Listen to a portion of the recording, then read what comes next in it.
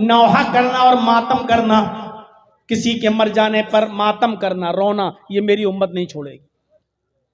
आज भी देख लीजिए, किसी का जवान बेटा मर जाए, छोटा बच्चा मर जाए, माएँ खिलौने निकाल लाती हैं, ओढ़नी इधर गई, कपड़ा इधर गया, सर सीना पीट रही हैं, गरीबान चाक कर बेटा चला गया, ये खिलौने से कौन खेलेगा, रोती हैं, चीखती हैं, चिल्लाती हैं, गरीबान चाक करती हैं, बाल नोचती हैं। वह नया हतू मेरी उम्मत नौहा और मातम करना भी नहीं छोड़ेगी, जबकि यह हराम है। बड़ा दिलचस्प वाकया 50 बार आपने सुना होगा, ना सुना हो तो जहन नशीन करिए। एक औरत अल्लाह के नबी सल्लल्लाहु अलैहि वसल्लम के पास आती है और कहती है कि अल्लाह के रसूल, मैं अपने आप को आपको हिबा कर रही हूँ, मैं अपने आप को आपको सौंप रही हूँ, आप मेरे साथ निकाह कर लीजिए। अल्लाह के नबी खामोश रहे। उसने दोबारा कहा, अल्लाह के रसूल, मैं आपसे निकाह करना चाहती हूँ। अल्लाह के नबी फिर खामोश रहे। उसने तीसरी मर्तबा कहा, अल्लाह के नबी, मैं आपके साथ निकाह करना चाहती हूँ। अल्लाह के नबी जनाब मोहम्मद रसूलुल्लाह तीसरी मर्तबा भी खामोश रहे। एक सहाबी वहीं बैठे हुए थे, वो सहाबी ने जब देखा कि ये बार बार कह रही और अल्लाह के नबी खामोश हैं, तो सहाबी बोल पड़े कि अल्लाह के रसूल, ये औरत बार बार आपसे निकाह के लिए कह रही है कि मैं शादी करना चाहती हूँ, लेकिन आप खामोश हैं, आप बोल नहीं रहे हैं। अगर आप को करना है तो हाँ कहिए, और नहीं करना है तो मेरे साथ करा दीजिए शादी। ओफो, क्या मंजर होगा जिस वक्त की साहबी कह रहे हैं कि अल्लाह के नबी, आप अगर नहीं करना चाहते तो मेरे साथ कर दीजिए। औरत वहीं बैठी है और वो साहबी कह रहे हैं, अल्लाह के रसूल, अगर आप नहीं कर सकते तो मेरे साथ कर दीजिए। अल्लाह के नबी फरमाते हैं, देखो मैं तो नहीं कर सकता, अब मैं नहीं करूंगा शादी, अब निकाह की मेरे अंदर गुंजाइश नहीं, लेकिन हाँ अगर तुम करना चाहते हो तो बताओ। का अल्लाह के रसूल, अगर आप नहीं कर रहे तो मेरे साथ कर दीजिए, इसकी करवा दीजिए शादी। अब आपने उस औरत से पूछा, आए खातून, मैं तो निकाह नहीं कर सकता, लेकिन ये मर्द, ये सहाबी तुमसे निकाह करना चाहते हैं, तुम यहीं बैठी हुई हो, तुम दोनों एक दूसरे को एक नजर देख भी रहे हो, लिहाजा तुम अगर इससे करना चाहो तो कर लो, मैं तो नहीं कर सकता। उस औरत का जवाब सुनिए। उस औरत ने कहा कि अल्लाह के नबी, आई तो थी मैं आपके लिए निकाह की गर्ज से, निकाह के मकसद से, लेकिन अगर आप नहीं करना चाहते हैं तो मेरा निकाह इसके साथ कर दीजिए, मैं करने को तैयार हूं, मैं जरूरतमंद हूं। अय अल्लाह के रसूल, मुझे घर बसाना है, मेरे माँ बाप नहीं है, इसलिए मुझे किसी की बीवी बनना है, मुझे अपना घर बसाना है, आप नहीं कर रहे हैं तो इसके साथ मेरा निकाह करा दीजिए। जब उस औरत की इजाजत हो गई तो अल्लाह के नबी जनाब मोहम्मद रसूलुल्लाह सल्लल्लाहु अलैहि वसल्लम ने उस सहाबी से कहा, चलो ठीक है, ये औरत तुम्हारे साथ निकाह करने के लिए तैयार है, इसको दोगे क्या, मेहर क्या दोगे इसको? भाई औरत है, निकाह होगा, मेहर दोगे, क्या दोगे? कहने लगा अल्लाह के नबी, मेहर में देने के लिए तो मेरे पास कोई चीज नहीं। हदीस के अल्फाज है, मा इंदी शैउन, अल्लाह के नबी मेरे पास कोई चीज नहीं है देने के लिए। अल्लाह के नबी ने फरमाया, घर जाओ, कुछ तलाश करो, कुछ मिल जाए तो लेकर आओ। वो सहाबी घर जाते हैं, तलाश करते हैं, लेकिन उनको अपने घर में भी कुछ नहीं मिला। आते और कहते हैं कि माँ वजदतु शैअन, अल्लाह के रसूल, मुझे अपने घर में कुछ नहीं मिला, मेरे पास कुछ नहीं है इसको देने के लिए। घर में कुछ नहीं और शादी करना चाह रहे हैं। हम और आप ये तसव्वुर कर सकते हैं, कुछ ना हो और शादी का ख्याल। अल्लाह के नबी ने दोबारा भेजा, जाओ दोबारा जाओ। कहा अल्लाह के रसूल, जब मैं घर में देख के आया हूं कुछ नहीं है तो दोबारा क्यों भेज रहे हैं? आपने कहा इल्तमिस खातमम मिनल हदीद, लोहे की अंगूठी मिल जाए तो वही ले आओ, वही दे दो इसको मेहर में। अरे कुछ तो दोगे, वो सहाबी गए और दोबारा अपने घर जाने के बाद लोहे की अंगूठी को तलाश करते हैं, लेकिन उनके पास इतना भी नहीं कि लोहे की अंगूठी मिल जाए। वो आते हैं और कहते हैं माँ वजदतु खातमम मिनल हदीद, आय अल्लाह के रसूल लोहे की अंगूठी भी मुझे नहीं मिली, मैं लोहे की अंगूठी भी नहीं दे सकता, मेरे पास देने के लिए लोहे की अंगूठी भी नहीं है। अल्लाह के नबी सोच में पड़ गए, कहने लगे तुम्हारे पास कुछ भी नहीं है, लोहे की अंगूठी तक नहीं दे सकते हो, बताओ फिर सही मेहर में दोगे क्या? कुछ भी नहीं है तुम्हारे पास। कहने लगा अल्लाह के रसूल एक चीज है मेरे पास, अगर वो मेहर देने में काम आ जाए तो मैं तैयार हूं। आपने कहा क्या? अब उसने जो चीज बताई उसको सोच के आप दंग रह जाएंगे। इंदी इजारुन, अल्लाह के रसूल मेरे पास एक लुंगी है, एक लुंगी है, जब मैं सोता हूं तो उस लुंगी को पहन लेता हूं, जब मैं सोता हूं तो उस लुंगी को बांध लेता हूं। यानी नई लुंगी नहीं है, पुरानी लुंगी है, सोते वक्त मैं पहन लेता हूं। आपने कहा ठीक है वही लुंगी इसको दे दे, पुरानी। कहा अल्लाह के रसूल इसको अगर दे दूंगा तो मैं क्या पहनूंगा? अगर वो लुंगी मैंने इसको दे दी तो मैं क्या पहनूंगा? एक काम करते हैं, उस लुंगी के 2 टुकड़े कर देते हैं, बीच से फाड़ देते हैं, आधी लुंगी इसको दे देता हूं और आधा मैं रख लेता हूं। आपने कहा आधी लुंगी में उसका क्या होगा? और आधी लुंगी का तो तेरे भी कोई काम की नहीं रहेगी। उसने कहा अल्लाह के रसूल कोई काम की नहीं रहेगी, लेकिन कहीं बिछा कर बैठने के काम तो आ जाएगी। मैं कहीं बिछा लूंगा, बैठ तो जाऊंगा, सस्ता तो लूंगा, पहनने के लायक ना रहेगी तो क्या हुआ, कहीं बिछा कर बैठने के काम में तो आ जाएगी, लेकिन मैं पूरी लुंगी नहीं दे सकता, आधी दूंगा। अल्लाह के नबी कहते फिर तू ही रख ले। आधी जब उसके किसी काम की नहीं है और आधी तेरे भी किसी काम की नहीं है, देना हो तो पूरी लुंगी दो। कहने लगा पूरी तो नहीं दे सकता। गौर करो, एक पुरानी लुंगी भी नहीं है उसके पास देने के लिए, और शादी कह रहा अल्लाह के रसूल मेरी कर दीजिए, इसके साथ मेरी करा दीजिए। अब अल्लाह के नबी ने सहाबी से पूछा कि अच्छा ये बताओ कुरान कितना याद है?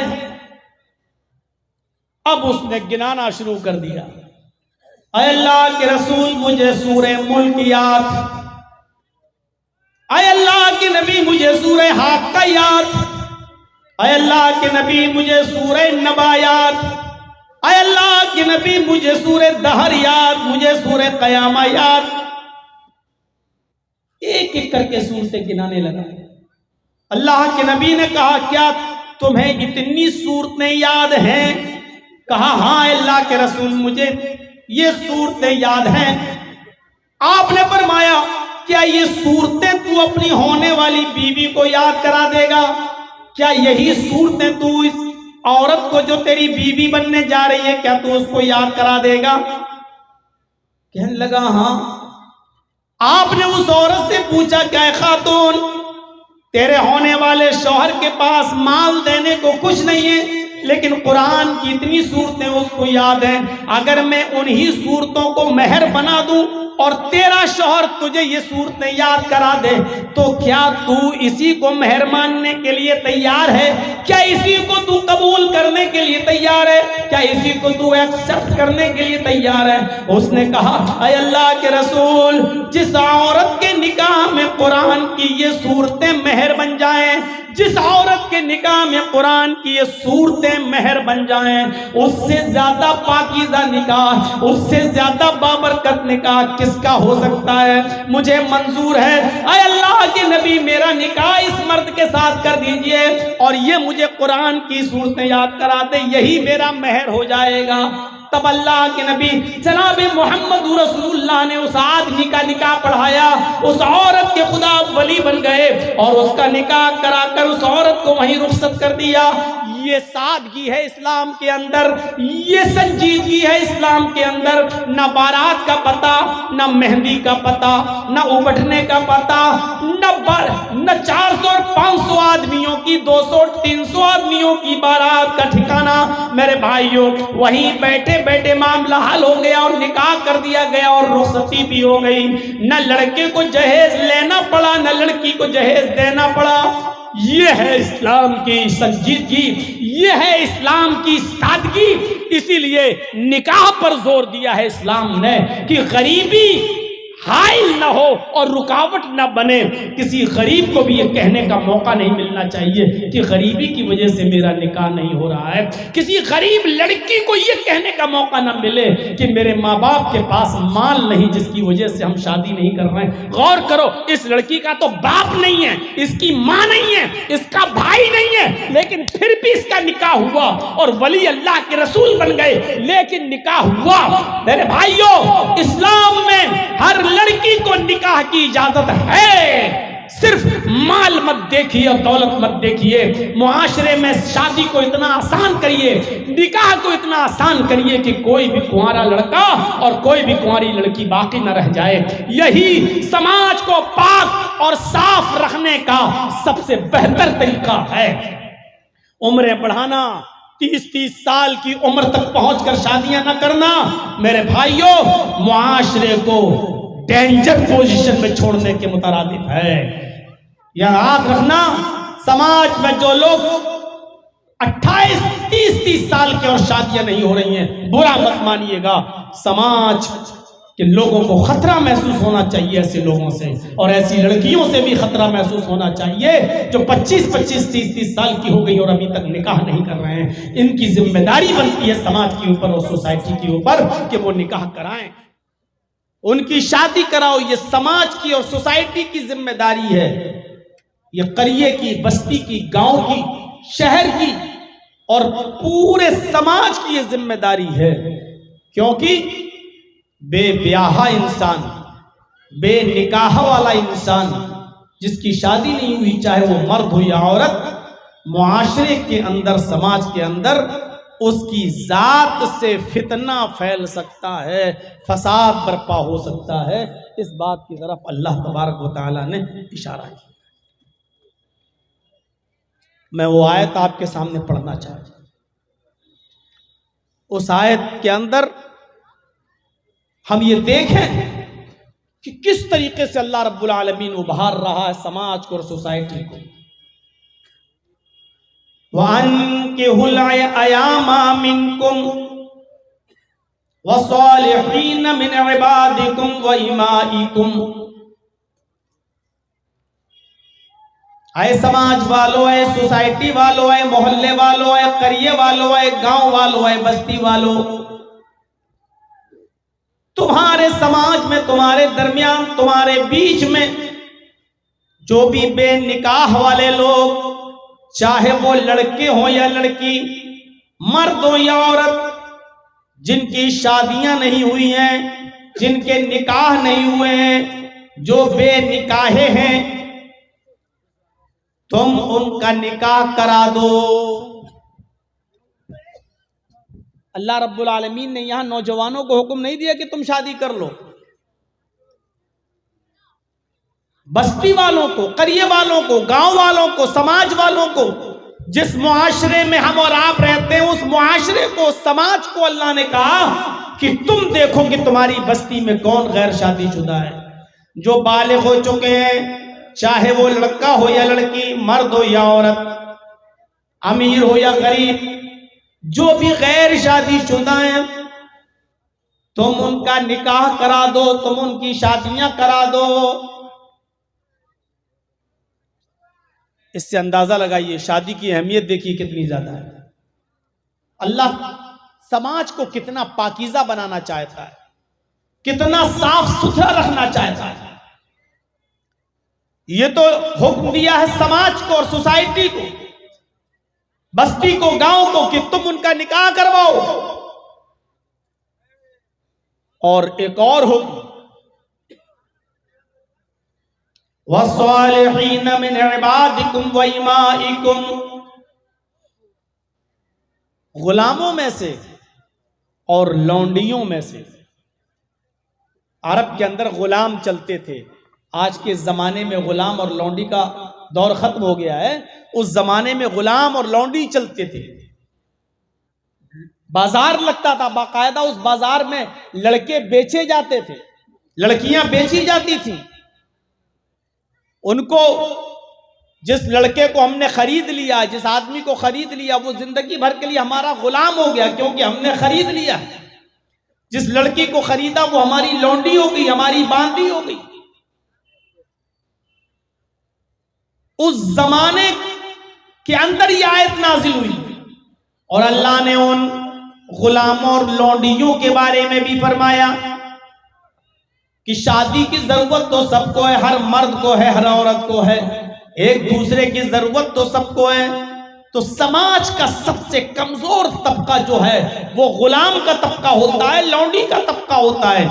अगर तुम्हारी नजर उन गुलामों पर पड़े और लौंडियों पर पड़े जो समाज का सबसे कमजोर तबका है, तो इन गुलामों में से, इन लौंडियों में से भी जो नेक लोग हों, जो साले लोग हों, तुम उनका भी निकाह करा दो, उनकी भी शादियां करा दो, यानी बगैर शादी के किसी को न रहने दो। अब बताओ शादियों में गुलाम आदमी क्या खर्च करेगा? जर्जीत साहब तो खुद किसी की गुलामी कर रहे हैं, तो अपनी शादी में हम क्या खर्च कर पाएंगे?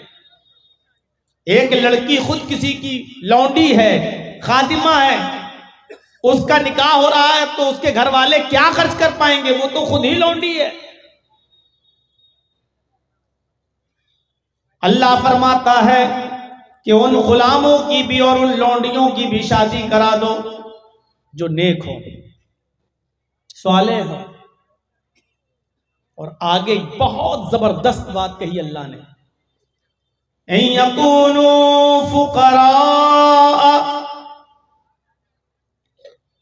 अगर ये फकीर होंगे, गरीब होंगे, तंगदस्त होंगे, मुफलिस होंगे, इनके पास खर्चा उठाने और पैसा खर्च करने की गुंजाइश नहीं होगी, तंगदस्त होंगे, तो इससे भी मत घबराओ। युगनिहिमुल्लाहु मिन फज़लिह, अल्लाह इनको अपने फजल से गनी कर देगा, अल्लाह इनको अपने फजल से अमीर बना देगा, मालदार कर देगा। यानी गरीबी की वजह से कोई शादी करने से रह जाए, ये सबसे बड़ा जुल्म होगा उस तबके में। आज हम शादी इसीलिए तो नहीं करते हैं ना, अरे अपने पैरों पे खड़े हो जाएंगे तब करेंगे, जब हम कमाने लगेंगे तब करेंगे, जब हमारे हाथ में कुछ होगा तब हम करेंगे। यही सोच तो आज हमारी हो गई है ना। यहां अल्लाह कह रहा है इन यकूनू फुकरा, निकाह तुम करा दो, ये मत सोचो कि ये फकीर हैं, ये गरीब हैं, ये तंगदस्त हैं, ये बदहाल है, ये अपनी बीवी को क्या खिलाएगा, जब इसकी शादी हो जाएगी तो उस लड़की को क्या खिलाएगा, क्या पिलाएगा, क्या पहनाएगा। इन यकूनू फुकरा, अगर ये फकीर होंगे, तंगदस्त होंगे, गरीब होंगे, युगनिहिमुल्लाहु मिन फज़ली, तो अल्लाह उनको अपने फजल से गनी कर देगा, अल्लाह उनको अपने फजल से अमीर बना देगा। शादी कराना तुम्हारा काम है, बस निकाह कराना समाज और सोसाइटी का काम है, उनको खिलाना और पिलाना ये अल्लाह रब्बुल आलमीन के जिम्मे है। ये मत सोचो कि ये होने वाली बीवी को क्या खिलाए। ये झमेले तो हमने पाले हैं कि इतना सोना होना चाहिए, इतना चांदी होना चाहिए, इतना जहेज होना चाहिए, इतना बैंक बैलेंस होना चाहिए। ये तो हमने और आपने ये झमेले पाले हैं, ये खुराफातें तो हमने और आपने अपने समाज में जन्म दिए, वरना शादी और निकाह के लिए तो ये झमेले नहीं होते। अगर ये गरीब होंगे, तंगदस्त होंगे, तो अल्लाह रब्बुल आलमीन अपने फजल से इनको गनी कर देगा। वल्लाहु वासिउन अलीम, अल्लाह बड़ी वुसअत वाला और बहुत जानने वाला है। वुसअत तो अल्लाह देता है, हमारे और आप की हालत नहीं है कि हम किसी को अमीर बना सकते हो, किसी को गरीब कर सकते हैं। अल्लाह वुसअत वाला है, अल्लाह गनी कर देगा अपने फजलो करम से। गरीबी किसी के निकाह में रुकावट ना बने, ना लड़के के निकाह में, ना लड़की के निकाह में। कोई लड़की वाला ये ना सोचे कि हम अपनी बेटी को क्या देंगे, हमारी बेटी, हमारे पास तो कुछ नहीं, हमें बेटी के हाथ पीले करना है, कैसे जाएगी ये, हम कैसे इसका निकाह करेंगे। ये गरीबी की वजह से समाज में कोई लड़की बैठी ना रहे। आप अंदाजा लगा सकते हैं कुरान की इस आयत ने सारे झमेले खत्म कर दिए। कितना ज्यादा निकाह पे उभारा है। इन चीजों पर गौर करो। सबसे पहले अल्लाह ने कहा कोई भी कुंवारा लड़का और कुंवारी लड़की बेनिकाह के नहीं रह जाएं। जैसे ही वो बालिग हो उनका निकाह करा दो। दूसरी बात कही, अगर गरीब तबका समाज का, गुलाम तबका, कमजोर तबका है, जिसके पास पैसे नहीं है, दौलत नहीं है, जो मजदूरी करता है, रोज कमाता है, रोज खाता है, इस वजह से अगर वो बैठा रह जाए और निकाह न करे कि हमारे पास कुछ नहीं, उन गुलामों के भी और उन लौंडियों के भी निकाह करा दो। और उसके बाद फिर अल्लाह तबारक व तआला ने फरमाया है कि फकीरी रुकावट न बने, गरीबी रुकावट न बने, तुम निकाह करा दो, अल्लाह उनको अपने फजल से अमीर कर देगा, अल्लाह अपने फजल से उनको गनी कर देगा। मुस्नद अहमद की एक रिवायत है बड़ी दिलचस्प। एक सहाबी अल्लाह के नबी के पास आए और आकर कहा कि अल्लाह के रसूल, बहुत तंगदस्ती है, बहुत गरीबी है, कुछ नहीं है मेरे पास, मैं कोई काम करना चाहता हूं, कोई काम बता दीजिए मुझे, मैं करूं। घर में बिल्कुल गरीबी की वजह से बहुत बुरे हालात हमारे गुजर रहे हैं। तो अल्लाह के नबी जनाब मोहम्मद रसूलुल्लाह सल्लल्लाहु अलैहि वसल्लम ने उनसे पूछा, क्या तुम्हारा निकाह हो गया है? अब गौर से सुनिए, अल्लाह के रसूल पूछते हैं क्या तुम्हारी शादी हो गई, क्या तुम्हारा निकाह हो गया? तो वो सहाबी कहने लगे नहीं अल्लाह के रसूल, मेरा निकाह नहीं हुआ, मेरी शादी नहीं हुई। तो आपने उससे कहा कि तेरे घर में बरकत आए तो कैसे आए, तेरी तो शादी नहीं हुई है, तुम गरीबी की शिकायत लेके मेरे पास आए हो, जाओ निकाह कर लो, शादी कर लो। कहा कि अल्लाह के रसूल शादी करने से घर में बरकत हो जाएगी? कहा हाँ जाओ। वो सहाबी गए और उन्होंने निकाह कर लिया। अब गौर से सुनिएगा, जब निकाह कर लिया तो एक हफ्ते के बाद आए, 15 दिन के बाद आए, 15 दिन के बाद कहा अल्लाह के रसूल निकाह कर लिया है, आपने कहा कुछ हालात सुधरे? अल्लाह के रसूल और बुरे हालात हो गए, आपने निकाह करा दिया, हम फंस गए। अरे अभी कम से कम आजाद थे, थोड़ा बहुत तो जो मिलता था खा लेते थे, अब तो शादीशुदा हूं, जो मुझे मिलता था वो बीवी को खिला देता हूं, और मैं तो कुछ नहीं मिल रहा मुझे, अब तो बीवी की भी जिम्मेदारी हो गई है और हालात वैसे के वैसे। अब कोई काम बताइए अल्लाह के रसूल, अब तो शादीशुदा हो गया हूं, बड़ी तंगदस्ती है मेरे घर में। अल्लाह के नबी ने थोड़ी देर सोचा और सोचने के बाद आपने उनसे फरमाया, ऐ नौजवान एक काम करो, तुम एक निकाह और कर लो। कहा अल्लाह के रसूल आप क्या कह रहे हैं, एक शादी कर ली मैंने, अंजाम देख लिया, अब आप कह रहे हैं एक और कर लो? आपने कहा नहीं नहीं नहीं, जरूर कुछ दाल में काला, पता नहीं खैरो बरकत कैसे नहीं हो रही। शादी के बाद तो बीवी खैरो बरकत लेके आती है, एक औरत खैरो बरकत के दरवाजे खोल देती है, फिर क्या बात है तुम्हारे घर में बरकत नहीं? नहीं, तुम एक और शादी करो। ठीक है आप कह रहे हैं तो आपकी बात गलत थोड़ी होगी, मैं कर लेता हूं एक और शादी। इमाम अहमद अपनी मुस्नद में नकल करते हैं उस सहाबी ने एक और निकाह कर लिया। अब एक हफ्ते के बाद ही चले आए, 2 बीवी के मालिक बन गए, एक हफ्ते के बाद फिर चले आए। अल्लाह के नबी ने पूछा कहो क्या हाल है? सर नीचे कर लिया। आपने कहा कोई बरकत नहीं हुई? अल्लाह के रसूल आप बरकत की बात कर रहे हैं, यहां हरकत बंद होने वाली है दिल की, अटैक ना पड़ जाए मुझे, मामला बड़ा गंभीर हो गया, अब तो 2-2 बीवी की जिम्मेदारी है, पहले से कुछ नहीं था और आपने एक और शादी करा दी। अय अल्लाह के रसूल, जब घर पे आता हूं तो बीवियों की सुनना पड़ता है और बाहर जाता हूं तो कोई काम नहीं मिलता, मुझे कोई काम बताइए वरना ये दोनों बीवियां मेरी खबर ले लेंगी।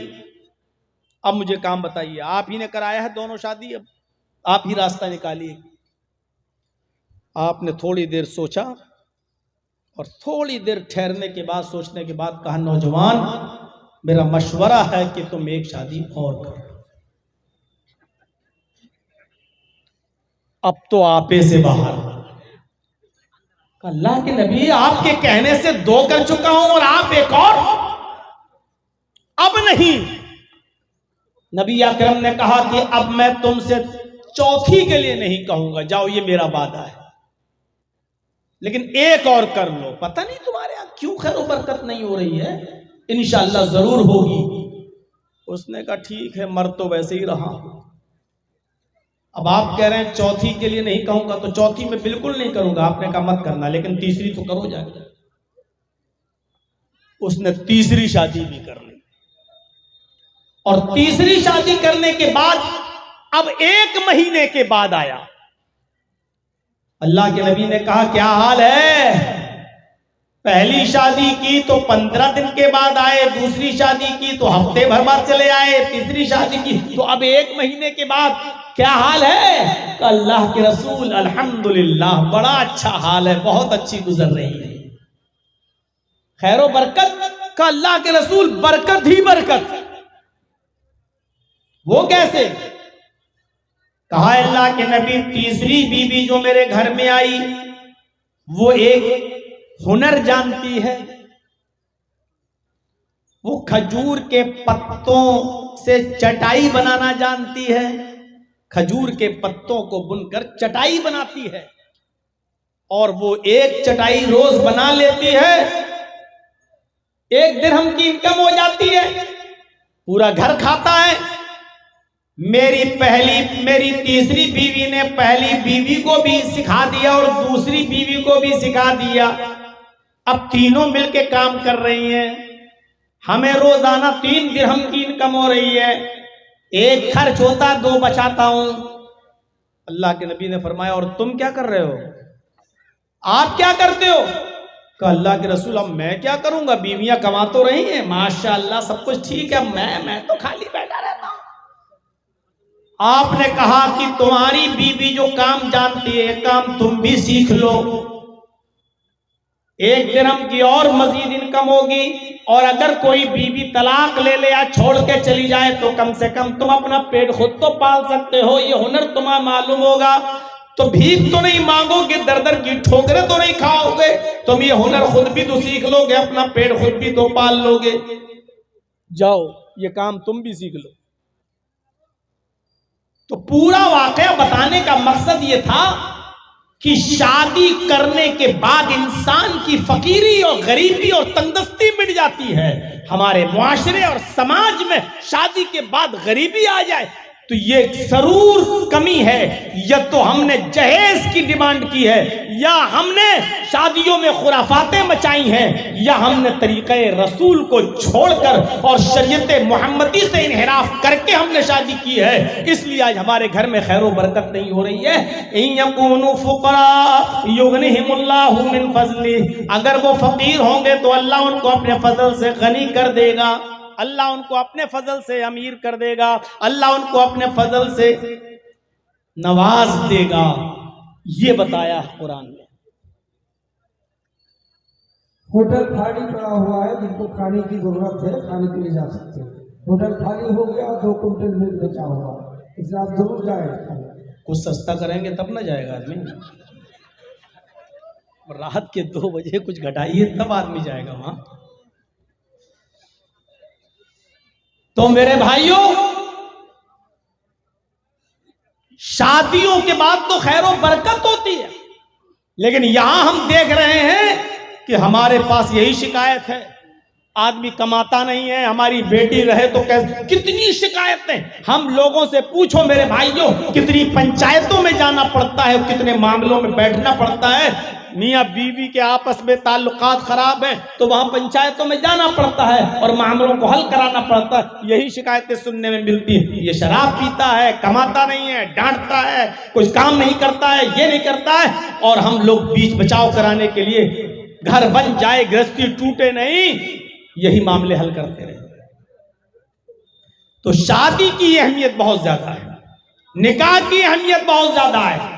इसलिए कोशिश ये करनी चाहिए कि समाज और सोसाइटी के अंदर कोई शख्स बेनिकाह वाला ना रह जाए।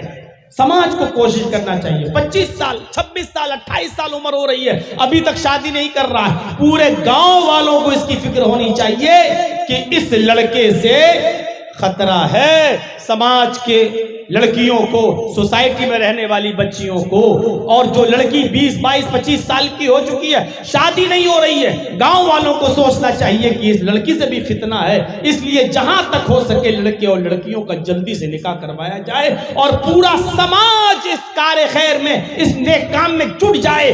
जहां तक हो सके लड़कों के लिए लड़कियों का, और लड़कियां जो जवान हो चुकी हैं उनके लिए लड़कों का इंतजाम किया जाए और उनका निकाह कराया जाए। समाज में जितने लोगों का निकाह हो जाएगा और जितनी जल्दी निकाह में हम करेंगे, हमारा समाज, हमारी सोसाइटी उतनी ज्यादा पाक रहेगी और उतनी ज्यादा मुतहर रहेगी और पाक और साफ रहेगी। समाज को पाक और साफ रखने के लिए जरूरी है कि नौजवान लड़के और लड़कियों की शादी कराई जाए। अल्लाह के नबी जनाब मोहम्मद रसूलुल्लाह सल्लल्लाहु अलैहि वसल्लम ने फरमाया, नौजवानों को क्या हुक्म दिया, शादी का मकसद क्या है? या माशर शबाबी मन इस्तता मिनकुमुल बाह फलयतज़व्वज फइन्नहु अगद्दु लिलबसर व अहसनु लिलफरज। क्या प्यारी बात कही अल्लाह के रसूल ने। यही मुआशरे की पाकी और सफाई है। आए नौजवानों, या माशर शबाब, आए जवानों, आए नौजवानों की जमात, मन इस्तता मिनकुमुल बाह, अगर तुम्हारे अंदर ताकत है बीवी को खिलाने की, पिलाने की, पहनाने की, और बीमार हो जाए तो इलाज कराने की, और उसका पर्सनल जो हक है बीवी का उसको अदा करने की, अगर ये ताकत है तुम्हारे पास तो शादी कर लो। देखिए निकाह में क्या चीज बताई जा रही, ये ताकत होनी चाहिए। बस खिलाने की, पिलाने की, बीमार हो जाए तो इलाज की, कपड़ा देने की, और उसका जो पर्सनल हक है बीवी का उसको अदा करने की। ये नहीं कहा इतना सोना हो, इतनी चांदी हो, इतने जेवरात हो, इतने कपड़े हो तब जाकर निकाह होगा, ये नहीं कहा, बल्कि जो चीज जरूरी है वो बताई। अलबाअत के अंदर ये चीजें शामिल हैं, कितनी? खिलाना, पिलाना, बीमार हो तो इलाज कराना, और कपड़ा देना, और उसका पर्सनल हक। अगर ये तुम अदा कर सकते हो फलयतज़व्वज, तो तुम निकाह कर लो। और उसके बाद निकाह का फायदा बता दिया। निकाह क्यों किया जाता है, उसकी वजह क्या है?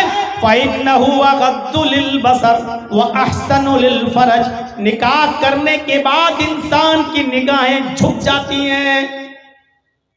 अग़द्दु लिलबसर, शादी से इंसान की निगाहें, निकाह करने वाले की निगाहें झुक जाती हैं। मतलब समझ रहे हो इसका? इसका मतलब यह है कि जब वो शादी कर लेता है तो दूसरों की मां, बहन और बेटियों पर गलत नजर नहीं डालता। शादियां करने से निगाहें झुक जाती हैं। कितना साफ सुथरा और मुहज्जब जुमला इस्तेमाल किया अल्लाह के रसूल ने। निकाह करने से, शादी करने से निगाहें झुक जाती हैं। निगाह झुकने का मतलब यह है कि कौम और समाज के अंदर जो लड़कियां, जो माएं, बहनें, बेटियां हैं, उनकी तरफ वो ताक झांक नहीं करता। फ़इन्नहु अग़द्दु लिलबसर, शादी करने के बाद निगाहें झुक जाती हैं। दूसरों की मां, बहन, बेटियां उसके शर से महफूज हो जाती हैं।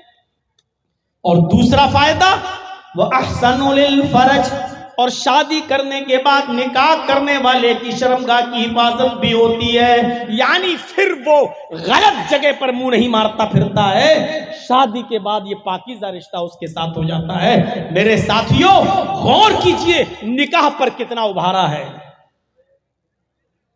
अभी आएंगी बातें आगे कि निकाह में क्या होना चाहिए और निकाह में कितनी सादगी होनी चाहिए और निकाह के अंदर जरूरी चीजें क्या क्या हैं। और हमारे समाज में 25 साल से ज्यादा का अरसा हो चुका है मेरे भाइयों तकरीरें करते हुए, और पूरे बिहार में यही वो जगह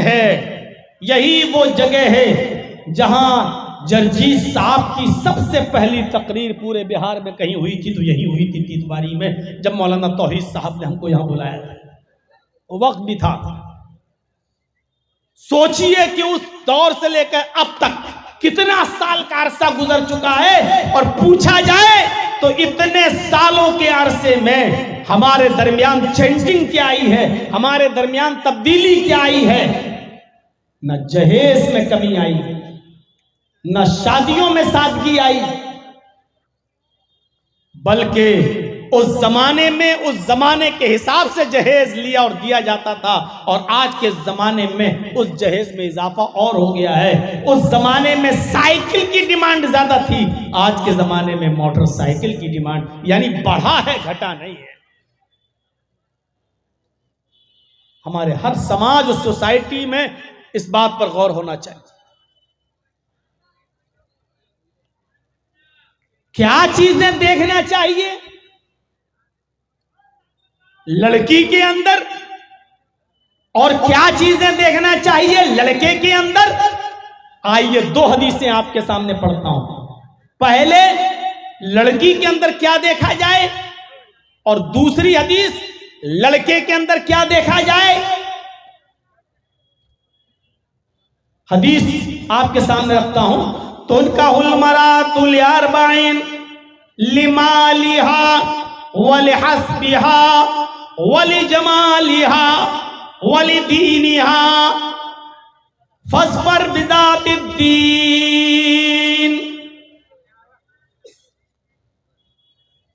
आमतौर पर लड़कियों के अंदर ये 4 चीजें देखी जाती हैं जिनको देखकर लोग शादियां करते हैं। तो उनका हुलमरातुल अरबाइन लिमालिहा, माल देखकर शादी करते हैं लोग, क्या मिलेगा। और सबसे पहले माल का ही जिक्र हुआ, क्योंकि आज सबसे पहले यही चीज देखी जा रही है, मिलेगा क्या। और एक मिसाल देता हूं मैं, अक्सर थोड़ी सख्त है लेकिन देना पड़ता है। जैसे कुत्ते की नजर हड्डी पर होती है, ऐसे ही कुछ लड़के के माँ बाप की नजर लड़की के बाप के माल पर होती है। आदमी जितना ज्यादा बूढ़ा होता जाता है, जितना ज्यादा मौत की तरफ जाता है, लालच भी उसके अंदर बढ़ती जाती है। यह हराम बिन आदम यशब्बु बिन हुस्नतान। आदमी बूढ़ा होता जाता है लेकिन 2 चीजें उसकी जवान होती जाती हैं, 2 चीजें उसकी जवान होती जाती हैं। अल हिर्सु अलल माल वल हिर्सु अलल उम्र। उसकी उम्र बढ़ जाए ये उसको लालच बढ़ता रहता है, और 2-4 साल जी लूं। अल हिर्सु अलल माल, माल आ जाए मेरे पास, ये भी तो उसकी ख्वाहिश बढ़ती रहती है। तो ये पहली चीज बताइए। लड़कियों के अंदर आमतौर पर लड़की वाले में 4 चीजें देखी जाती हैं। पहली चीज बताई लिमालिहा। कुछ लोग होते हैं जो उसका माल देखकर शादी करते हैं, हमें क्या मिल जाएगा, जैसे कुत्ते की नजर हड्डी पर लगी हुई। वलिहस्बिहा, दूसरी चीज हस्ब व नसब देखी जाती है, कोई हैसियत नहीं इसकी। दूसरी चीज हस्ब व नसब, मैं खान हूं, लड़की भी खान है कि नहीं। मैं आला खानदान का हूं, लड़की भी आला खानदान की है या नहीं। मेरा स्टेटस ये है, लड़की भी इस स्टेटस की है कि नहीं। मैं इतना पढ़ा लिखा हूं, लड़की भी इतनी पढ़ी लिखी है या नहीं। मेरा घर 5 मंजिल है, लड़की का घर भी इतना है कि नहीं? हस्बो नसब। और अल्लाह के नबी ने फरमाया, अला कुल्लु शैइन मिन अम्रिल जाहिलियती तहता कदमैया मौजून। खुतबा हज्जतुल विदा में आपने फरमाया था, जमाने जाहिलियत की सारी चीजों को मैंने अपने पैरों से रौंद डाला, अपने पैरों से कुचल डाला। अब जमाने जाहिलियत की कोई भी चीज अब राइज नहीं की जाएगी। लेकिन अल्लाह के नबी ने यह भी फरमाया, अरबउन फी उम्मती मिन अम्रिल जाहिलियती ला यतरुकुनहुन्ना।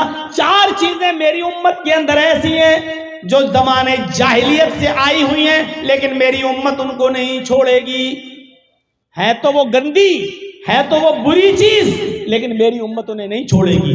4 चीजों की तरफ इशारा फरमाया था, अरबउन फी उम्मती मिन अम्रिल जाहिलिया। 4 ऐसी चीजें हैं जो जमाने जाहिलियत की हैं, जो जाहिलियत के जमाने से चली आ रही हैं। मैंने उनको अपने पैरों से रौंद तो डाला, लेकिन मेरी उम्मत उनको छोड़ेगी नहीं, मेरी उम्मत उनको तर्क नहीं करेगी। यानी कयामत तक मेरी उम्मत के अंदर वो 4 चीजें पाई जाएंगी, लेकिन ये मैंने अपने पैरों से रौंद दी हैं। आपने फरमाया, अल फख्रु फिल अहसाब। पहली चीज हसब में फख्र करेगा, अल फख्रु फिल अहसाब व तानु फिल अंसाब वल इस्तिस्काउ बिन नुजूम व नयाहतु। ये 4 चीजें बताई जो जमाने जाहिलियत से चली आ रही हैं और मेरी उम्मत में भी चली आएंगी। इनको कभी नहीं छोड़ेगी मेरी उम्मत। उनमें पहली चीज हस्ब व नसब। हसब, मैं खान हूं, मैं पठान हूं, मैं तुर्क हूं, मैं अंसारी हूं, मैं तेली हूं, मैं ये हूं, मैं वो हूं, मैं ऊंची कौम का हूं, मैं ऊंची कास्ट का हूं। ये चीज कभी मेरी कौम नहीं छोड़ेगी, मेरी उम्मत नहीं छोड़ेगी, जबकि इसकी कोई हैसियत नहीं है। अला बित्तक़वा, अल्लाह के यहां सिर्फ तकवा देखा जाएगा, कौम नहीं, नसब नहीं, हसब नहीं। और दूसरी चीज जो मेरी उम्मत नहीं छोड़ेगी, वह तानो फिल अंसाब, नसब के अंदर ताना देना। अच्छा वो, अरे मैं उसके साथ शादी करूंगा, अरे नहीं नहीं, अरे वो तो फकीर बिरादरी का है, अरे वो तो मियाँ बिरादरी का है, अरे वो तो गिरी हुई कौम का है, अरे वो तो लो कास्ट का है, मेरी तो नाक कट जाएगी इतने बुरे खानदान में। वो नसब में ताना देगा, दूसरी चीज। और तीसरी चीज वल इस्तिस्काउ बिन नुजूम, मेरी उम्मत सितारों को देखकर बारिश हासिल करेगी। यानी सितारा देखे, कहीं ये सितारा निकला है, इसका मतलब बारिश होगी, सितारों से बारिश हासिल करेगी। ये तीसरी चीज भी मेरी उम्मत में नहीं छूटेगी। और चौथी चीज वह नयाहतु, नौहा करना और मातम करना, किसी के मर जाने पर मातम करना, रोना, ये मेरी उम्मत नहीं छोड़ेगी।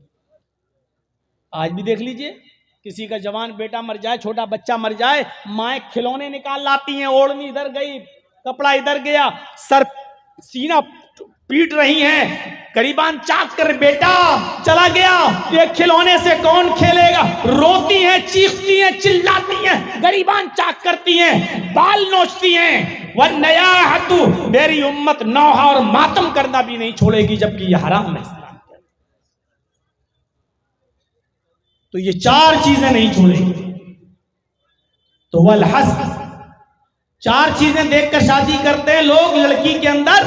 लिमालिहा, पहली चीज क्या देखी जाती है, माल। दूसरी चीज क्या देखी जाती है, हसब व नसब, वले हस्बिहा, हस्ब व नसब। और तीसरी चीज लड़की की क्या देखी जाती है, वले जमालिहा, खूबसूरती। खूबसूरत कितनी है, खूबसूरती देखकर शादी करते हैं। 3 चीजें। और चौथी चीज की तरफ अल्लाह के नबी इशारा कर रहे हैं, वलिदीनिहा, दीनदारी देखकर भी शादी की जाती है। 4 चीजें बताने के बाद आपने फरमाया, फज़फर बिज़ातिद्दीन, ओ लोगो दीनदारी को तरजीह दो, ओ लोगो दीनदार लड़की को अव्वलियत दो, फौकियत दो, उसी को दर्जा दो। यानी ये 3 चीजें मत देखो, हाँ, किसी में चारों चीजें पाई जाएं तो बहुत अच्छी बात है, लेकिन तरजीह किसको दो? ये नहीं कहा कि खूबसूरती मत देखो, ये नहीं कहा कि हस्बो नसब न ठीक है देखो, लेकिन अगर किसी के अंदर हस्बो नसब नहीं है, अगर किसी के अंदर है आप खूबसूरती नहीं है, अगर किसी के अंदर लिमाल क्या क्या कहा, माल और दौलत नहीं है, देने की ताकत नहीं है, लेकिन अगर कोई लड़की दीनदार है तो फिर तीन चीजें मत देखो, दीनदारी देखो और दीनदारी को मायार बनाओ, और इसी दीनदारी को देखकर अपने बेटे का निकाह उस बेटी के साथ, उस लड़की के साथ कर दो। लड़की के अंदर दीनदारी देखो, फस्पर बिजाति दीन, दीन को तरजीह दो। हजरत उमर फारूक का वो मशहूर वाकया आपको मालूम होगा। हजरत उमर फारूक रात की तारीकी में गश्त कर रहे हैं, रात के अंधेरे में निकल कर जा रहे हैं, देखते हैं कि किसके घर में चूल्हा जला, किसके घर में चूल्हा नहीं जला। हजरत उमर फारूक रात में एक घर के पास से गुजरे जहां एक बूढ़ी औरत की आवाज आ रही थी, और वो बूढ़ी औरत जोर जोर से कह रही थी अपनी बेटी से कि बेटी उठो, बेटी उठो, अंधेरा है, इस अंधेरे का फायदा उठाओ। हम लोग दूध का बिजनेस करते हैं, दूध बेचते हैं, इसलिए दूध में पानी मिला दो, बेटी उठो, दूध में पानी मिला दो।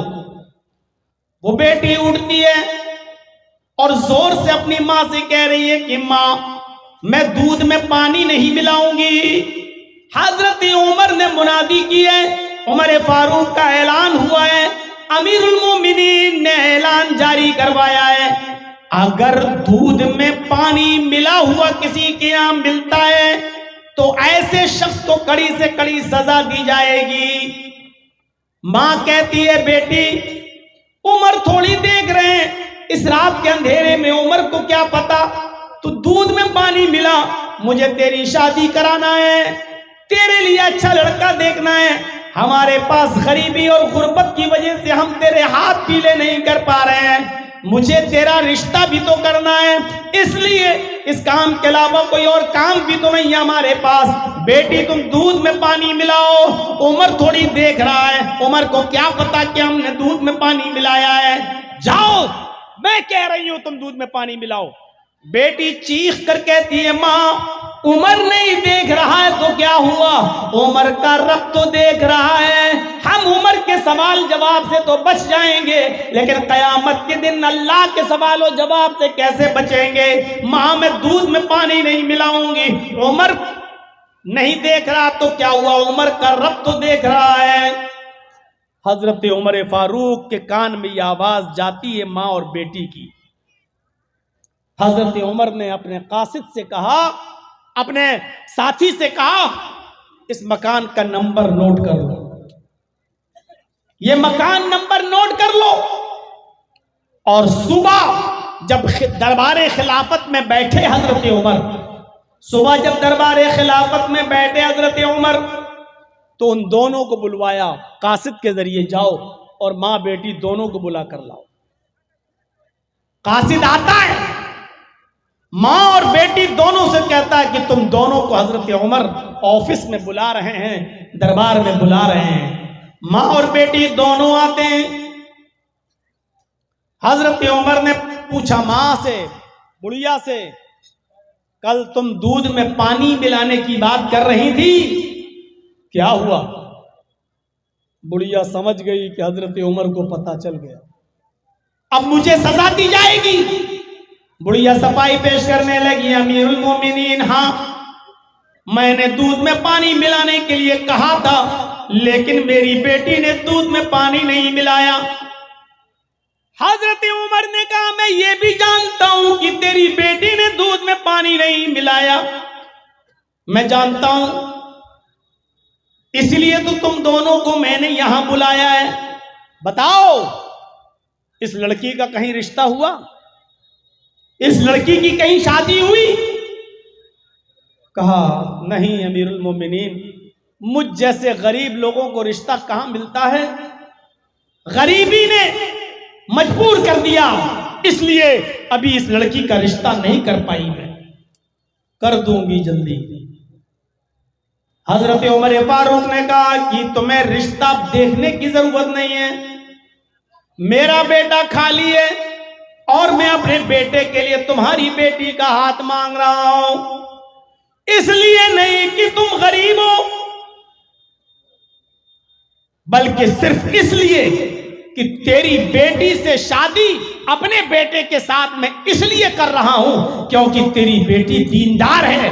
ये उम्र से नहीं, उम्र के रब से डरती है। ये उम्र से नहीं, उम्र के रब से डरती है। और मैं यही चाहता हूं कि लोग उम्र से नहीं, उम्र के रब से डरने वाले बन जाएं। तेरी बेटी को उम्र का खौफ नहीं है, उम्र के रब का खौफ है, इसलिए मेरी बहू बनने के लायक है, मेरे बेटे की बीवी बनने के लायक है। मैंने अपने बेटे के लिए तेरी बेटी को पसंद किया है। कहने लगी मजाक मत करो अमीरुल मोमिनीन। हजरत उमर ने कहा नहीं, मैं मजाक नहीं कर रहा हूं, मुझे दीनदार लड़की की जरूरत है, जो दीनदारी मैंने तुम्हारी बेटी के अंदर देखी है। हजरत उमर ने अपने बेटे का निकाह उस लड़की के साथ कर दिया। गौर कीजिए, ना हस्बो नसब देखा, ना माल देखा, ना हुस्नो जमाल देखा, खूबसूरती देखी, कुछ नहीं देखा, सिर्फ ये देखा कि वो लड़की उम्र से नहीं, उम्र के रब से डरती है, दीनदार है, अल्लाह वाली है, नेक है। हजरत उमर ने अपने बेटे का निकाह उस लड़की के साथ कर दिया। अंदाजा लगा सकते हैं आप खैर और बरकत आए कहां से आज हमारे घरों में। हमने दीनदारी को मायार बनाना छोड़ दिया है। ये तो लड़के वालों को हुक्म है कि लड़की के अंदर दीनदारी देखो। अब एक हदीस में आपके सामने पढ़ने जा रहा हूं जिसमें अल्लाह के नबी सल्लल्लाहु अलैहि वसल्लम लड़कियों वालों से कह रहे हैं, आए लड़कियों वालों, तुम्हारे पास जब कोई दीनदार लड़के का पैगाम आए तो उस पैगाम को तुम रायगा और बेकार न जाने देना। तुम्हें भी दीनदार लड़के के साथ अपनी बेटी का निकाह करना है। इज़ा खतब इलैकुम मन तरज़ौना दीनहु व खुलुकहु, इज़ा खतब इलैकुम मन तरज़ौना दीनहु व खुलुकहु फज़व्विजूहु इल्ला तफ़अलूहु तकुन फितनतुन फिल अर्ज़ि व फ़सादुन अरीज़। ये है वो हदीस। अल्लाह के नबी जनाब मोहम्मद रसूलुल्लाह सल्लल्लाहु अलैहि वसल्लम ने लड़कियों के माँ बाप से फरमाया, लड़कियों के माँ बाप को हुक्म दिया, आए लड़कियों वालों, आए लड़कियों के वली, आए लड़कियों के सरपरस्तों, आए लड़कियों के माँ बाप, जब तुम्हारे पास तुम्हारी बेटी के लिए, तुम्हारी बेटी से रिश्ते के लिए किसी लड़के का पैगाम तुम्हारे घर पे आए और वो लड़का दीनदार हो और वो लड़का बाखलाक हो, हैं, बाखलाक हो, तरज़ौना दीनहु व खुलुकहु, उस लड़के का दीन और उसका अखलाक तुम्हें पसंद आ जाए, यानी उस लड़के की दीनदारी में तुम्हें कोई शिकायत नजर ना आए, उस लड़के के नेक होने में और बाखलाक होने में तुम्हें कोई कमी नजर ना आए, तो आए लड़कियों वालों, अपनी बेटी का निकाह उस लड़के के साथ कर दो। उसका पैगाम अपने घर से खाली मत जाने देना, उस लड़के का पैगाम अपने घर से खाली मत लौटाना, उसके इरादे को मत तोड़ना, उसके पैगाम को मत लौटाना। हस्बो नसब देखते हुए, अपनी स्टैंडर्ड देखते हुए उस दीनदार लड़के के साथ अपनी बेटी का रिश्ता ठुकरा मत देना, अपनी बेटी का निकाह उस लड़के के साथ कर देना। फज़व्विजूहु, अपनी बेटी का निकाह उसके साथ कर देना। और फिर वार्निंग दी, केयरफुल किया, इल्ला तफ़अलूहु तकुन फितनतुन फिल अर्ज़ व फ़सादुन अरीज़। आए लड़कियों के माँ बाप, आए लड़कियों वालों, अगर उस लड़के का पैगाम तुम्हारे घर से खाली चला गया, अगर तुमने अपनी बेटी का निकाह उस दीनदार लड़के से नहीं किया, तो जमीन के ऊपर फितना फैल जाएगा। तकुन फितनतुन फिल अर्ज़, जमीन पर फितना फैलेगा, व फ़सादुन अरीज़, और लंबा चौड़ा फसाद बर्पा हो जाएगा। यानी दीनदार लड़के तुम्हें नहीं मिलेंगे तो बदकिरदार बदकमाश लड़कों से जब तुम अपनी लड़कियों का निकाह करोगे तो जमीन में फितने देखोगे, तलाक के फितने और फसाद तुम जमीन के ऊपर देखोगे। इसलिए दीनदार लड़के का पैगाम अगर तुम्हारी बेटी के साथ तुम्हारे घर पे आ जाए तो तुम्हें उसको नाउम्मीद नहीं लौटाना है, उसको हर हाल में तुम्हें अपनी बेटी का निकाह उस लड़के के साथ कर देना। लीजिए साहब, कितना जबरदस्त हुक्म है लड़कियों वालों को। अब साहब कहो कि हाँ लड़का तो नेक है, नमाजी है, ताज्जुद गुजार है, बहुत अच्छा है, अखलाक भी अच्छा है, लेकिन मेरे स्टेटस का नहीं है। मेरी लड़की इतनी पढ़ी लिखी, उस आदमी के साथ निकाह करेंगे? इसके साथ गरीब है, हम इसके साथ निकाह नहीं कर सकते। अगर उस लड़के की दीनदारी तुम्हारी समझ में आ रही है, अगर उस लड़के का अखलाक तुम्हारी समझ में आ रहा है, तो उसका पैगाम लौटाने का कोई हक नहीं है। इल्ला तफअलूहु तकुन फितनतुन फिल अर्ज़। अगर तुमने ऐसा न किया और पैगाम लौटा दिया, अपनी बेटी का निकाह उसके साथ नहीं किया, तो जमीन में फितना फैल जाएगा। वो फसाद अरीज़, और लंबा चौड़ा फसाद करता।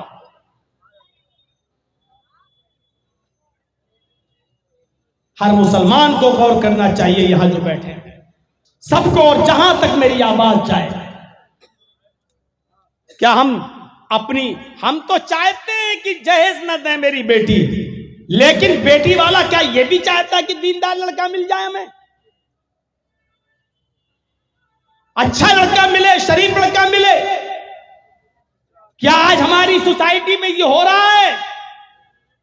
और नहीं हो रहा है तो ये कब होगा? एक लंबा अरसा गुजर चुका है मेरे भाइयों, तकरीरें और जलसे और जुलूस, रोजाना इश्तिहार देख लो, रोजाना पम्फलेट देख लो, रोजाना इजलास देख लो, लेकिन सुधार कितना है ये हर इंसान अपने गरीबान में मुंह डालकर देखे और झांके। शादियों के नाम पर कितना खर्चा, निकाह के नाम पर कितना खर्चा, बारात के नाम पर कितने आदमियों की शिरकत। इन्ना आज़मन निकाही बरकतन आइसरुहा मऊनतन। अल्लाह के नबी सल्लल्लाहु अलैहि वसल्लम फरमाते हैं कि सबसे ज्यादा बाबरकत निकाह तो वो होता है, इन्ना आज़मन निकाही बरकतन, बरकत के एतबार से सबसे अच्छा निकाह और सबसे बड़ा निकाह तो वो है, सबसे ज्यादा बाबरकत निकाह तो वो है आइसरुहा मऊनतन, जिसके अंदर खर्चा सबसे ज्यादा कम हो, जिसके अंदर खर्च सबसे ज्यादा कम हो, वो सबसे बड़ा बाबरकत निकाह माना जाता है, सबसे अच्छा निकाह माना जाता है शरीयत के अंदर। लेकिन आज हमारे समाज और सोसाइटी में ये देखा जाता है कि उसने अपनी बेटी की शादी में कितना खर्च किया, उसने अपने बेटे की शादी में कितना खर्च किया। आज खर्च से मायार देखा जाता है कि किसकी शादी अच्छी हुई, किसकी बुरी। अल्लाह के रसूल ने अच्छी और बुरी शादी, बाबरकत और गैर बरकती शादी की निशानदेही बता दी है। आपने फरमाया इन्ना आज़मन निकाही बरकतन ऐसरुहा मऊनतन, बरकत के एतबार से सबसे अच्छा निकाह वो है, सबसे बड़ा निकाह वो है, सबसे बाबरकत निकाह वो है जिसके अंदर खर्चा सबसे ज्यादा कम हो। यानी जिस शादी में खर्चा जितना कम होगा वो उतना ही बाबरकत निकाह होगा। इसका उल्टा मफहूम अगर आप निकालेंगे तो इसका उल्टा मफहूम ये निकलेगा, जिस निकाह में खर्चा जितना ज्यादा होगा वो बरकत के एतबार से उतना ही खाली होगा। जिस निकाह में जितना ज्यादा खर्चा होगा बरकत के एतबार से वो इतना कमजोर होगा वो निकाह। फजूल खर्ची हमारे समाज को खा गई, हमारे समाज को चाट गई, हमें तहस नहस कर दिया। अरे फजूल खर्ची तो अच्छे कामों में भी जायज नहीं है, तो खुराफात वाले कामों में कहां से जायज हो जाएगी। फजूल खर्ची तो अच्छे कामों में जायज नहीं है, इसराफ हद से ज्यादा गुजरना तो अच्छे कामों में भी जायज नहीं है। अगर कोई आदमी ये चाहे कि हम रात भर नमाज पढ़ें और कभी ना सोएं और रोजाना हम हर रात नमाज पढ़ेंगे, नमाज पढ़ना अच्छी इबादत है, नफिल पढ़ना अच्छा काम है, लेकिन अगर कोई शख्स ये कहे कि हम रात भर रोजाना पढ़ेंगे और कभी नहीं सोएंगे तो यही चीज गलत हो जाएगी और यही चीज नाजायज हो जाएगी। आपको मालूम होना चाहिए हजरत काब इब्ने मालिक रज़ी अल्लाह ताला अन्हु की जब तौबा कबूल होती है, वो जो ग़ज़वे तबूक में शामिल नहीं हो सके थे किसी वजह से, सुस्ती की वजह से नहीं जा सके, हैं? अंदाजा लगा सकते हैं आप काब इब्ने मालिक, अल्लाह के रसूल सल्लल्लाहु अलैहि वसल्लम को हुक्म होता काब इब्ने मालिक का बाइकाट करो, उनका बाइकाट कर दिया जाता है। 2 महीने तक उनका बाइकाट रहता, 50 दिन तक उनका बाइकाट रहता है। फिर एक दौर आता है कि मस्जिद से भी उनको हुक्म दिया जाता है कि आप मस्जिद में भी नहीं आएंगे। लोगों को हुक्म दिया जाता है कि कोई भी आदमी सलाम का जवाब नहीं देगा, काब इब्ने मालिक से मुसाफा नहीं करेगा, हाथ नहीं मिलाएगा। काब इब्ने मालिक के ऊपर क्या गुजर रही थी। फिर एक दिन आता है इन 50 दिनों में कि काब इब्ने मालिक को हुक्म होता है कि अपनी बीवी से अलग हो जाओ। कहने लगे अल्लाह के नबी क्या मैं अपनी बीवी को तलाक दे दूं? फरमाया नहीं, तलाक मत दो, बस अपनी बीवी से खिदमत ना लो, अपनी बीवी को से अलग रहो। न पानी मंगवा सकते हो, न खाना अपने पास मंगवा सकते हो, आप अपनी बीवी से भी बात नहीं कर सकते हो। उन्होंने अपनी बीवी को अपने मायके भेज दिया। 50 दिन इन हालत में गुजरता है। हजरत काब इब्ने मालिक कहते हैं कि मेरे लिए ये 50 दिन इतनी मुश्किल से गुजरे कि मैं सोचता था जमीन फट जाए, मैं इसके अंदर धंस जाऊं, मैं जिंदा क्यों? कभी मैं किसी से सलाम करता था तो कोई मेरे सलाम का जवाब भी नहीं देता था, क्योंकि अल्लाह के नबी सल्लल्लाहु अलैहि वसल्लम ने लोगों को मना कर दिया था। 50 दिन के बाद उनकी तौबा कबूल होती है और अल्लाह ताला ने वही नाजिल की। अल्लाह के नबी को बता दिया कि अल्लाह ने काब इब्ने मालिक की तौबा को कबूल कर लिया। उनको मस्जिद में बुलाइए और आप भी उनसे मुसाफा कीजिए, उनसे मुआनका कीजिए और लोगों को भी उनसे मिलने दीजिए। अल्लाह ताला ने उनकी इस गलती को माफ कर दिया, जो ग़ज़वे तबूक में वो नहीं जा सके थे। अल्लाह ने उनके इस गलती को माफ कर दिया, आप भी माफ कर दीजिए।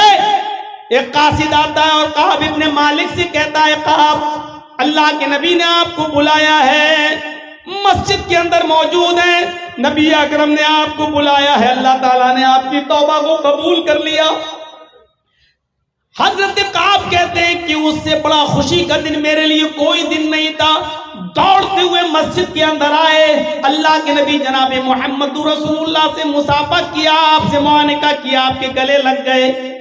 मारे खुशी में कहने लगे अय अल्लाह के नबी आज मैं इतना खुश हूँ, इतना खुश हूँ कि दिल करता है कि अपना सारा का सारा माल सदका कर दूं।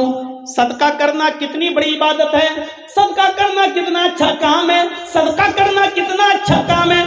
लेकिन अल्लाह के नबी सल्लल्लाहु अलैहि वसल्लम ने फरमाया अम्सिक अलैका बाज़ मालिक, आए काब इब्ने मालिक तुम अपना सारा का सारा माल सदका नहीं कर सकते हो, सारा का सारा माल अल्लाह की राह में खैरात नहीं कर सकते हो।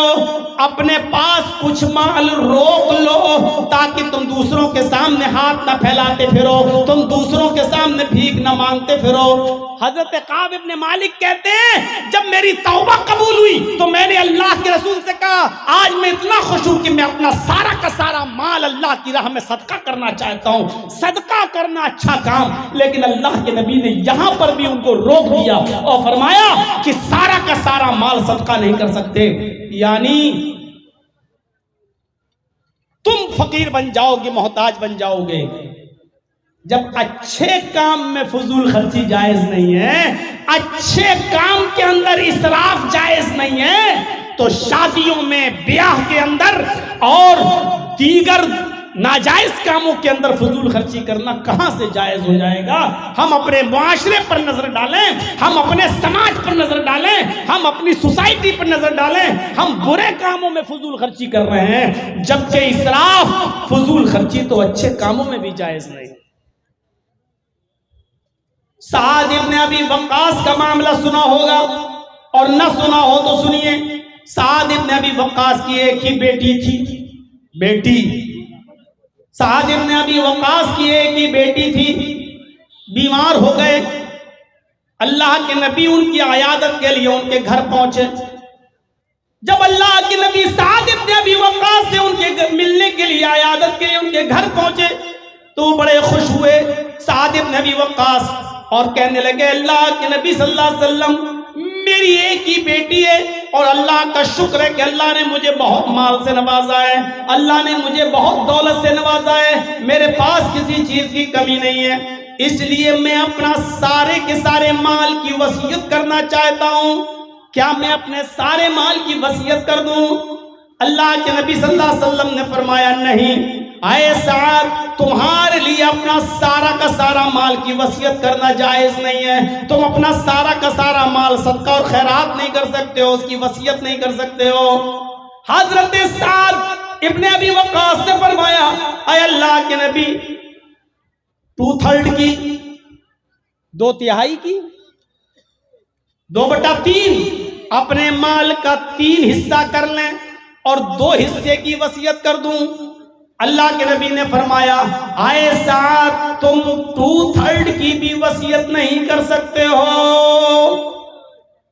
कहा अल्लाह के नबी, फिर आधा माल, यानी हमारे पास जितना माल है आधा माल मैं सदका और खैरात कर दूं, आधे माल की मैं वसीयत कर दूं और आधा अल्लाह की राह में दे दूं।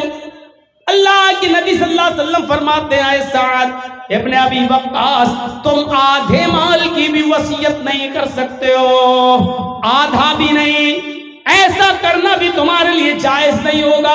तब हजरत साद इब्ने अबी वक्कास ने फरमाया, अय अल्लाह के नबी, क्या 1/3 की, 1/3 की वसीयत कर दूं? यानी मेरे पास जो माल है 1/3 को अल्लाह की राह में सदका कर दूं और 2/3 जो है वो हमारे अहल वयाल में, बीवी बच्चों में ये तकसीम हो जाएगा। यानी 1/3 की तो हम वसीयत कर सकते हैं। अल्लाह के नबी ने फरमाया, हाँ ऐसा 1/3 की, 1/3 की वसीयत तुम कर सकते हो, लेकिन ये भी ज्यादा है।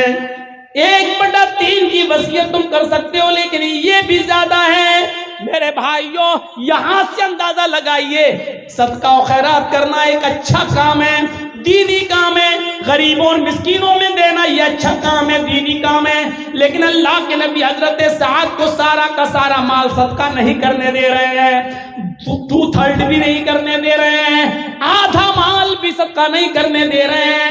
जब 1/3 की इजाजत मांगी कि 1/3 की मैं वसीयत कर देता हूं और 2/3 मेरे इंतकाल के बाद मेरे वरसा में तकसीम होगा, तब अल्लाह के नबी ने फरमाया, हाँ ठीक है, 1/3 की वसीयत कर सकते हो, ये तुम्हारे लिए जायज है, लेकिन ये भी ज्यादा है। अब हम और आप अंदाजा लगाएं, सदका और खैरात एक अच्छा काम है, लेकिन फजूल खर्ची उसमें भी इसराफ ज्यादा जायज नहीं है। जब नेक और अच्छे काम में इसराफ जायज नहीं है तो कहां जायज होगा? कुरान की एक आयत और देखिए, वअलल मौलूदी लहू रिज़्क़ुहुन्ना व किस्वतुहुन्ना बिल मारूफ। यहां अंदाजा लगाइएगा, एक मर्द है, उसने अपनी बीवी को तलाक दे दी। जरा गौर से सुनिएगा मसला। मैं जानता हूं कि अब रात के 12 बजे के बाद बैठना लोगों का मुश्किल हो गया है, लेकिन आप बैठे हैं और मैं हूं, इसलिए ये रात के 2:30 और 2:45 बजे तक ये बड़ी हिम्मत की बात है। थोड़ा सा टाइम मुझे और दीजिए, बड़ा एक जबरदस्त मसला बताने जा रहा हूं, गौर से सुनिएगा। एक मर्द है, उसने अपनी बीवी को तलाक दे दी, छोटा बच्चा है जो दूध पीता है। तलाक के बाद बीवी शौहर से अलग हो गई, बच्चा तो मर्द का माना जाता है, बेटा या बेटी जो भी है, बच्चा तो बाप का है, शरन बाप का है। अब यहां क्या कहा जा रहा है? मां से क्या कहा जा रहा है? औरत से, कि तुम्हारी गोद में तुम्हारे शौहर का बच्चा है, लेकिन बाप ने, शौहर ने तलाक दे दी है। औरत चाहे तो उस बच्चे को अपने शौहर की गोद में डाल दे, ले तेरा बच्चा तू संभाल, मैं जा रही हूं, तूने तो मुझे तलाक दे दी, तेरा बच्चा मैं क्यों पालूं? जायज है, मां कह सकती है ये, क्योंकि बच्चा बाप का माना जाएगा। वो अलग बात है कि आजकल की अदालतें फैसला कर देती है और बच्चे से पूछती है, बेटा तुम किसके पास रहना चाहते हो? बच्चे ने कह दिया मां के पास, तो मां के पास रखा जाता है, और बच्चे ने कह दिया बाप के पास, तो बाप के पास रखा जाता है। वो आज की अदालतों का मामला अलग है, लेकिन शरअन बच्चा बाप का है। अब बाप को हुक्म है कि तुमने अपनी बीवी को तलाक तो दे दी है, लेकिन बच्चा चूंकि छोटा है वो अपनी माँ का दूध पीता है, इसलिए बच्चा तो अपनी माँ का दूध ही पिएगा। यहां औरत को हुक्म है कि वो अपने बच्चे को दूध पिलाने से मना नहीं करेगी, अगरचे वो शौहर का है, लेकिन जब तक दूध पिएगा तब तक औरत उस बच्चे को दूध पिलाएगी, 2 साल दूध पिलाएगी। और बाप को हुक्म ये दिया जा रहा है कि जब तक वो बच्चा अपनी माँ का दूध पिएगा उस वक्त तक उसके खाने का, पीने का, पहनने का खर्चा पूरा का पूरा बाप उठाएगा, शौहर उठाएगा उसका। ये मतलब हिदायत का वालल मौलूद लो, जिसका वो बच्चा है उसी के जिम्मे है रिज़्क़ुहुन्ना व किस्वतुहुन्ना, उस औरत को खिलाना और पिलाना और पहनाना, यानी कपड़ा भी शौहर देगा और खाना पानी भी उसको वही शौहर देगा जब तक वो औरत उसके बच्चे को दूध पिलाएगी। लेकिन ये खाना पीना और खर्चा कितना देगा शौहर? बिल मारूफ, समाज में जो चलन है, समाज में जो दस्तूर है वो खर्चा देगा। अगर समाज में दाल चावल खाया जाता है तो दाल चावल खिलाएगा, ये नहीं कि दाल चावल चलता है और औरत कहेगी तेरे बच्चे को दूध पिला रही ना, बिरयानी दे हमें पूरे 2 साल तक, हम कोरमा खाएंगे 2 साल तक, हम नहीं। गौर कीजिए, इधर भी इसराफ और फजूल खर्ची से मना कर रहा है इस्लाम। क्या कह रहा है? रिज़्क़ुहुन्ना व किस्वतुहुन्ना बिल मारूफ, कपड़ा भी पहनाओगे तुम, लेकिन जो समाज में चलता होगा। अगर 500 रुपए की साड़ी चलती है तो 500 रुपए की साड़ी तुम्हें देना है, अगर 500 रुपए का कपड़ा चलता है तो 500 रुपए का कपड़ा तुम्हें लेके देना है। समाज में जिस चीज का चलन है उसके हिसाब से, ये नहीं कि वो 50,000 का सूट मांगेगी तो 50,000 का सूट लाकर आप दोगे, नहीं। तो यहां पर भी इसराफ से मना किया है। मेरे भाइयों, जब फजूल खर्ची दीन के काम में जायज नहीं है तो नाजायज कामों में और गैर शरई कामों में कहां से जायज हो जाएगी फजूल खर्ची? तो इसलिए शादी और ब्याह के अंदर फजूल खर्ची से हमें अपने मुआशरे को पाक करना है, अपने मुआशरे को साफ करना है। फजूल खर्ची से हमें अपने आप को बचाना है। जरा देखिए आज क्या कितनी फजूल खर्चियां हैं।